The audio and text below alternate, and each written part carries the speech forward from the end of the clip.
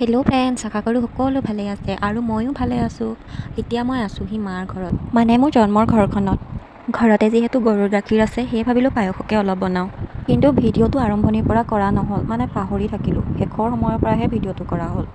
প্ৰথমতে মই চাউল একাপ ধুই আধা ঘণ্টা তিয়াই ৰাখিলোঁ। তাৰপিছত মই একাপ চাউলৰ বাবে 1 লিটাৰ গাখীৰ লৈ গেছটো কমকৈ জ্বলাই পগাব ল'লোঁ।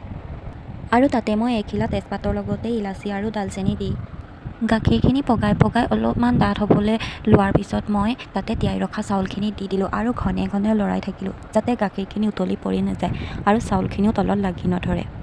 আৰু তেনেকৈ লৰাই যেতিয়া চাউলখিনি সিজিলেগৈ, তেতিয়া মই চেনি একাপ দি দিলোঁ।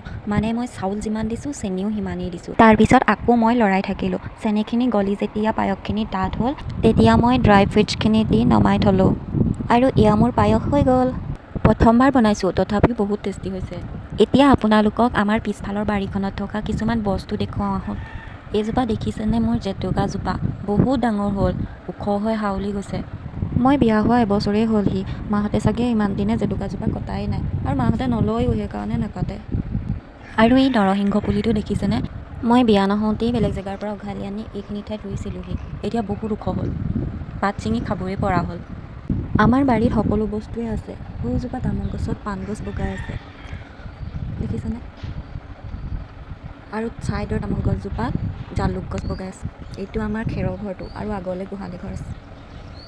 আৰু এয়া আমাৰ ঘৰৰ পিছফালে থকা বাৰীখনলৈ যোৱা ৰাস্তাটো। আৰু দেখিছেনে, মই অহা গম পাই আমাৰ গৰুজনীয়ে কেনেকৈ মোলৈ ঘূৰি চাই আছে। পাপাই ঘাঁহ খাবলৈ বাৰীতে বান্ধি থৈ দিছে গৰুজনী। এতিয়া খেতিৰ দিন যিহেতু মেলিব নোৱাৰে যে, সেইকাৰণে বাৰীতে এনেকৈ বান্ধি ৰাখিছে। পিছলৈ আমাৰ বাৰীখন বহুত দীঘল হয়, বেলেগ এদিন দেখুৱাম বাৰু। আৰু দেখিলেনে, পিছবেলা হ'বলৈ পালেহে একদম দবা পিটা বৰষুণ আহিব। ভিডিঅ'টো চাই কেনেকুৱা পালে লাইক, কমেণ্ট, শ্বেয়াৰ কৰি জনাব দেই। লগতে চেনেলটো ছাবস্ক্ৰাইব কৰি বেল আইকনটো বজাই দিব।